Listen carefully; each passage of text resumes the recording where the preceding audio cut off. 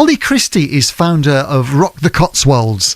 This is a whole sort of movement about the Cotswolds being an edgy place and inviting businesses and talking about the Cotswolds in that sort of thing. Also from Neon Play as well, who develop all the apps. They have 2 12-metre billboards on the M5 at Birmingham and 2 10-metre billboards on the M4. He's with me now. Morning, Ollie. Morning, Mark. Describe the billboards, first of all. Well, they are big. They've got a dot background and they've got a naked painted lady as the main visual and a simple headline just saying, "It's not what you think." And then our website, rockthecotswolds.com. And that's all it is. So it's very, very simple, very clean, uncluttered, and visual and impactful. What process did you have to go through to get that on a motorway where people, you hope, will look at it whilst they're driving at 70 miles an hour? We were very lucky that one local company saw what Rock the Cotswolds was doing and loved our mission to put the cool in the Cotswolds. And they said, we've got these 2 big billboards at Birmingham, and they amazingly gave them free of charge 50 grand worth of free advertising. 65 million cars a year drive past.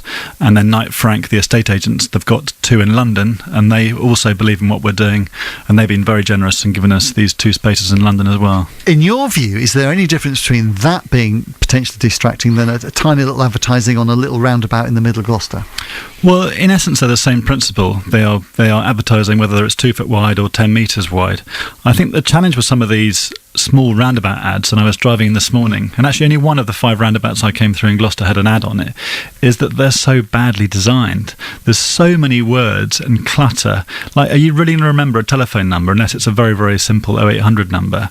And I think they're trying to put in too many headlines, too many logos, too many website addresses and telephone numbers. Just keep it simple. If you're going to do it, it should be 5 words maximum, something like that, 5 or 6 words, and a website address. That's all you should really need. Entice them, lure them with a headline, and then give them a call to action, which is the website. You shouldn't need to do a phone number these days. A website address should have enough, and then you've got all the extra information on the site as well.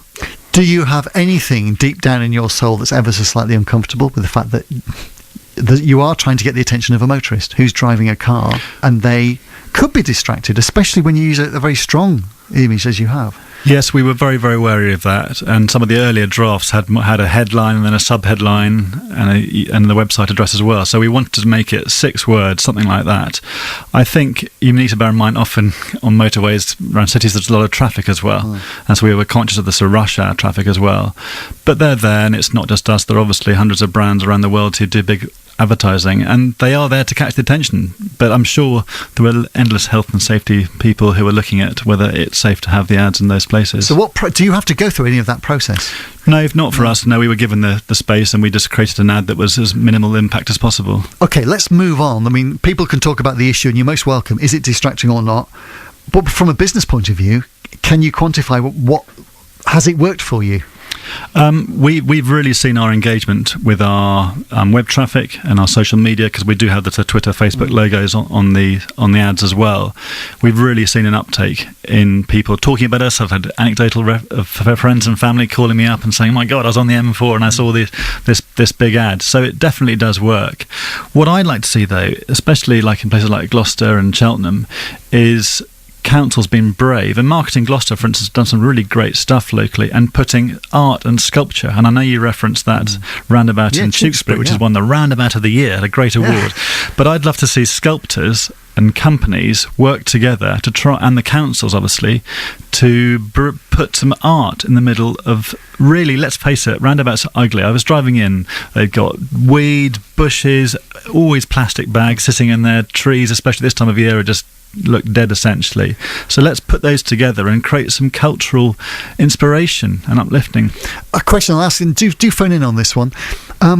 Is art, say like in Tewkesbury, I guess the first time you see it, it's distracting, and then it just becomes part of the landscape and hopefully improves the landscape. Where's the line between, as you say, a poorly done advert where who's going to write that phone number and website down and it's on a tiny little bit, as opposed to just something impressive or just has a statement about what our county's about? Are they not both the same when it comes to distraction or not? Well, no, because a sculpture is just something which is just visually just there. You're not having to read anything, are you? And I think there are some, there are some big companies locally, let's be honest, who've got big budgets. Even if they just had their logo, by the sculpture, the council would actually get more revenue, I'm sure, from bigger companies paying more for something impressive that would benefit the community as well. We're going to hear from what the council have to say about this in a couple of minutes' time, so hang on for that one. How interesting the whole thing, isn't it? I often find humour really interesting by the side of a road. There was a Del Boy three-wheeler in the Forest of Dean. I don't know if it's still there. I think it was advertising, was it cleaning projects or gardening? But it was Del Boy, and it's just by the side of the road near Elburton. Once we had a car parked, if someone can remember this one, and it was fully turfed over. So it was a car, but it was like a garden, and it was for some garden company. Yeah, but it was distracting, but actually very, very effective. Well, exactly. But I think if people are a bit creative and think a little bit differently, that would actually get more attention than just a little 2-foot thing with lots of words and logos and telephone numbers on it. So I think people also enjoy that, as you say, a bit of humour, a bit of originality. Yeah. Thoughts on this, please? It's a fine line, but it is interesting how you get the balance right, because you can't say everything is distracting, because when you drive a car, there's lots of stuff around us in our peripheral vision. 01452 307575. Sue in Gloucester says the most distracting roundabout is Barnwood because everyone's looking at the rabbits and feeding them. They are very distracting, especially in the spring and the summer when you drive in at 4 o'clock in the morning as well. Thank you for all of these. Oli, thank you for coming in. Rock the Cotswolds. For those who think, what is it again? If you can sum it up, it's not a billboard now coming out of London. If you sum it all on the radio, what is the essence of what you're trying to achieve?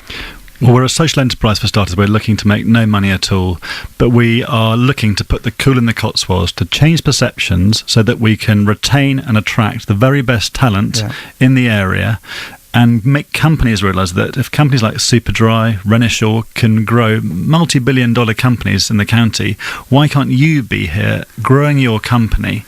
And so we can make a better economy locally, and also finally for tourism, to make tourism a little bit more exciting here. So it's not just about going to Burford and Bybury, and looking at pretty cottages there. There's so many more things in the county and the area to do, and so it's just making visitors a bit more excited about the area. He has come in with his Burberry handbag this morning. That's looking good.